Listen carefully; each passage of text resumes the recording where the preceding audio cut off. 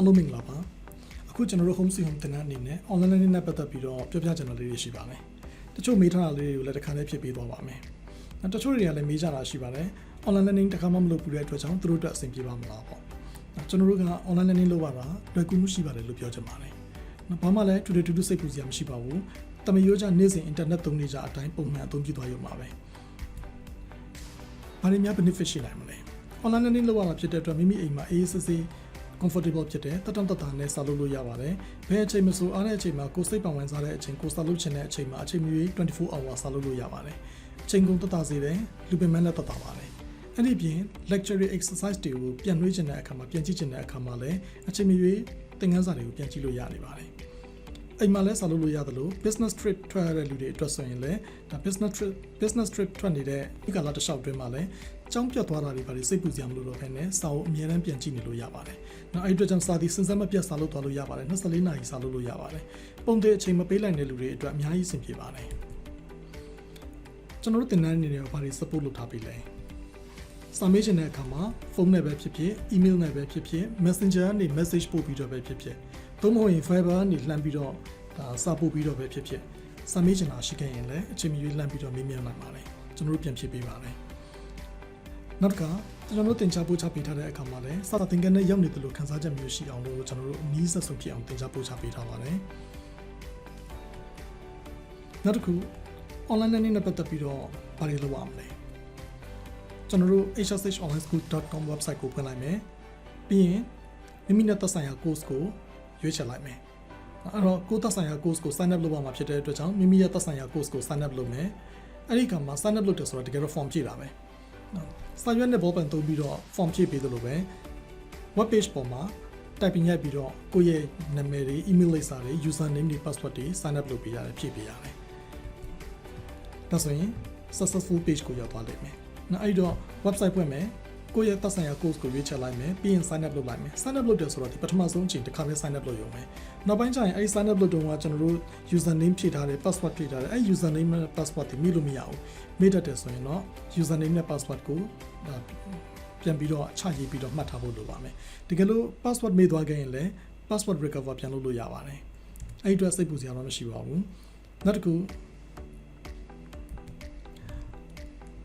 username နဲ့ password တွေဖြည့်ပြီးပြီ login successful page ဖြစ်သွားပြီဆိုလို့ရှိရင်ဒါ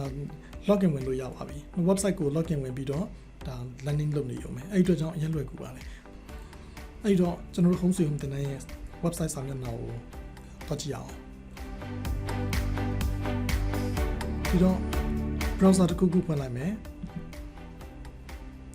browser ဖွင့်ပြီးတော့ browser ရဲ့ address bar အပေါ်ဆုံးက address bar မှာ website လေးစာကိုရိုက်ထည့်ပါမယ်hshonlineschool.com ဒီတော့ hshonlineschool.com ကိုရိုက်ထည့်လိုက်ရင် home page ကျလာမယ် member login စာမျက်နှာရှိသလို subscription plan ဆိုတဲ့ကျွန်တော်တို့ course တွေရွေးချယ်ဖို့အတွက် subscription plan စာမျက်နှာရှိတယ်ပြီးရင် knowledge base ရှိတယ်အဲ့မှာသိတဲ့အကြောင်းအရာတွေတချို့ဖတ်လို့ရတယ် FAQ frequently asked question မကြာခဏမေးလို့ရှိတဲ့ရေဘူးရမေးခွန်းတွေဒီ FAQ စာမျက်နှာပေါ်မှာရေးထားပေးပါမယ်ဒီတော့ကိုသိချင်တဲ့အကြောင်းအရာတွေလည်းသူများမေးထားပြီးသားဖြစ်နေတတ်တယ်အဲ့ဒီအကြောင်းအရာလေးတွေကိုကျွန်တော်တို့ FAQ မှာရေးထားပေးတယ်အရင်ဖတ်ကြည့်လို့ရတယ်တကယ်လို့သိချင်တဲ့အကြောင်းအရာကို FAQ မှာရှာမတွေ့ခဲ့ရင် contact us page ကနေပြီးတော့ကျွန်တော်တို့စီကိုလှမ်းဆက်သွယ်ပြီးတော့မေးမြန်းနိုင်ပါတယ်ကျွန်တော်တို့ပြန်ဖြည့်ပေးပါမယ်ဟုတ်ပြီ subscription plan မိမိရဲ့သက်ဆိုင်ရာ course ကိုရွေးပြီးတော့ sign up လုပ်ပေးလိုက်မယ် membership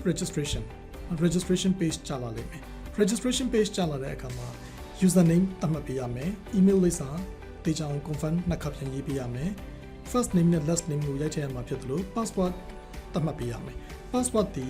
ရှစ်လုံးထက်မနည်းသေးမှာဘူးဒီမှာတစ်ခါရိုက်မယ်ပြီးရင်နောက်တစ်ခါဒီမှာရိုက်မယ်နောက် password ကို confirm လုပ်ပေးရမယ် password ကိုရှစ်လုံးထက်မနည်းသေးဘူးအဲ့ဒီအခါမှာကျွန်တော်တို့အတွက်အရေးကြီးဆုံးက username နဲ့ password ကိုမေးလို့မရပါဘူးတကယ်လို့မေးတတ်မယ်ဆိုရင် username password ကိုအခုချိန်မှာလည်းချရေးပြီးတော့မှတ်ထားပါဟုတ်ပြီ telephone ပြီးရင်ကိုယ့်ရဲ့လိပ်စာနောက်တစ်ခါ city နဲ့ country ကိုလည်းရေးသွင်းပေးရမယ် upload ကိုယ့်ဓာတ်ပုံတင်ချင်တာရှိရင် upload ကနေတင်လို့ရတယ်တကယ်လို့မတင်ချင်လည်းထားလို့ရပါတယ် ပြီးရင် accept our terms and condition ကို tick လုပ်ပြီးတော့ register လုပ်လိုက်ပါ successful page ကိုရောက်သွားပါလိမ့်မယ်တကယ်လို့ successful page မကြလာဘဲနဲ့ဒီစာမျက်နှာမှာပဲရှိနေမယ်ဆိုရင်တော့တခုခုအမှားယွင်းရှိနေတဲ့အတွက်အနီရောင်ပြထားတဲ့ box ကိုတွားပြီးတော့ပြန်ပြင်ပေးရပါမယ်ဒါဆိုရင် successful ဖြစ်သွားပါလိမ့်မယ်ဟုတ်ပြီဒါဆိုရင်ကျွန်တော်တို့ login ဝင်လို့ရပြီ login ဝင်တဲ့အခါမှာကိုယ့်ရဲ့ username password စောစောသတ်မှတ်ထားတဲ့ username နဲ့ password ကိုမှန်အောင်ရိုက်ဖို့လိုပါတယ်ပြီးရင် login ဝင်ရပါလိမ့်မယ်နောက်တကယ်လို့ဒါ password မေ့သွားခဲ့တာမျိုးရှိခဲ့မယ်ဆိုရင် lost your password ကနေသွားပြီးတော့တောင်းတဲ့အချက်အလက်တွေ email လိပ်စာတွေကိုထည့်ပြီးကိုယ့်ရဲ့ user password ကိုပြန်ပြီး recover လုပ်နိုင်ပါတယ်ကျွန်တော်တို့ရဲ့ hshonlineschool.com website ကို share လုပ်ချင်တယ်ဆိုရင်တော့ Facebook ကနေပြီးတော့လည်း share လုပ်လို့ရတယ်လို့ Google+ နောက်က Twitter နောက်ဒီအောက်မှာလည်းသက်ဆိုင်ရာအသုံးပြုနိုင်တဲ့ social media website တွေရှိတယ် email နဲ့ share လုပ်မလား LinkedIn မှာ share လုပ်မလားစသဖြင့် sharing လုပ်လို့ရပါတယ် member login ဝင်ပြီးတဲ့အခါကျရင်ကိုယ့်ရဲ့ course စာမျက်နှာကိုရောက်သွားလိမ့်မယ်ကိုယ်နဲ့သက်ဆိုင်တဲ့ course တွေရှိတဲ့စာမျက်နှာကိုရောက်သွားလိမ့်မယ်အဲ့ဒီစာမျက်နှာမှာဝင်ပြီးတော့အစဉ်တိုင်း learning လုပ်သွားလို့ရပါပြီ course တွေကိုလည်းအစဉ်တိုင်းအစအနေအဆုံးထိသေချာအစီအစဉ်တကျစနစ်တကျစီစဉ်ပေးထားသလို exercise past paper test တွေရောပေါ့နော် test တွေလည်းပြန်ဖြည့်ပြီးတော့ကျွန်တော်တို့စီကိုပြန်ပို့ပေးရပါမယ်အမှတ်ပြန်ချက်ပေးပါတယ်ပြီးရင်ဒီ past paper မိကွန်းဟောင်းတွေပေါ့မိကွန်းဟောင်းတွေလည်းအများနဲ့ update လုပ်ထားပေးပါတယ်မိကွန်းဟောင်းတွေလည်း chart လေ့ကျင့်ဖို့လိုအပ်ပါတယ်ဟုတ်ပြီမိကွန်း chart လေ့ကျင့်ဖို့လိုသလိုနောက်တစ်ခု summit web ဖြည့်မဲ့ကျောင်းသားအတွက်မိကွန်းဟောင်းက essential ဖြစ်သလိုအထောက်အကူဖြစ်အောင်လို့နောက်တစ်ခုလုပ်ထားပေးတာရှိပါတယ် YouTube website ကိုသွားလိုက်ပါ www.youtube.com တကယ်လို့ဖုန်းတွေ tablet တွေဆိုရင်လည်းဖုန်းတွေ tablet တွေမှာ YouTube icon လေးရှိတယ်။ YouTube application icon လေးကိုနှိပ်လိုက်ရင်ဒီ YouTube စာမျက်နှာကိုရောက်သွားပါလိမ့်မယ်။အဲ့တော့ YouTube ရောက်တဲ့အခါမှာ search box မှာသွားပြီးရိုက်ထည့်လိုက်ပါ Accountancy Home Sweet Home Accountancy Home Sweet Home လို့ရိုက်ထည့်ပြီးရှာလိုက်မယ်ဆိုရင်ကျွန်တော်တို့ Home Sweet Home စာမျက်နှာကျလာပါလိမ့်မယ်။ဒါပေမဲ့ဒါဒီ video file လေးတွေပဲကျလာသေးတယ်။ကျွန်တော်တို့ရဲ့ Home Sweet Home channel ကိုသွားဖို့လိုပါလိမ့်မယ်။ဒီတော့တင်တဲ့ logo နဲ့ပါတယ် Accountancy Home Sweet Home ဆိုတဲ့ channel ရှိတဲ့စာမျက်နှာကိုသွားလိုက်ပါ။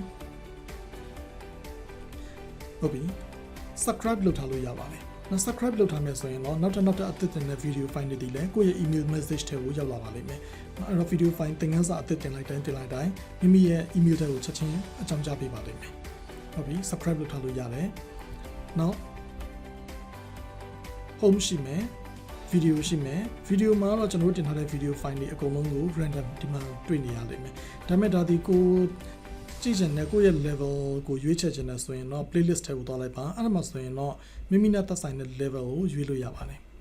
မိမိနဲ့သက်ဆိုင်တဲ့ level ရွေးမယ်ဆိုတော့ level 2 bookkeeping and accounting level 3 accounting level 3 cost and management accounting ဒီသုံးခုစလုံးဒီ short revision လေးတွေတင်ထားပေးပါတယ် short revision ရဲ့ရည်ရွယ်ချက်ဒီ summit web ဖြည့်ခန်းဒီမှာသင်ခန်းစာတွေအားလုံးကိုအစအဆုံးတစ်ခန်းချင်းပြန်နှွှေးခြင်းနဲ့ကျောင်းသားတွေအတွက်အဆင်ပြေအောင်လို့စာပြန်နှွှေးထားပေးတဲ့ video file လေးတွေပါကျွန်တော်သွားရင်လာရင်အားတဲ့အချိန်မှာရတဲ့အချိန်လေးတွေမှာ short video လေးတွေလုပ်ထားပေးပါတယ်ဆိုလိုတာကစာပြန်နှွှေးထားပေးတဲ့ file လေး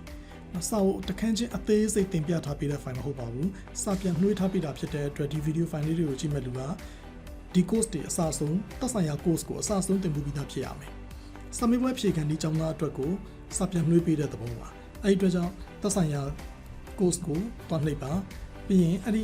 ညဘက်ချမ်းမှာလည်းသက်ဆိုင်ရာ course နဲ့ပတ်သက်ပြီးတော့ playlist တွေအစဉ်အတိုင်းပေါ်နေပါလိမ့်မယ်အဲ့ဒါမှမိမိနားထောင်ခြင်းတဲ့အခန်းကိုတွားပြီးတော့ရွေးချယ်နားထောင်လို့ရပါတယ် like လုပ်လို့ရတယ် share လုပ်လို့ရတယ်နောက်တစ်ခါ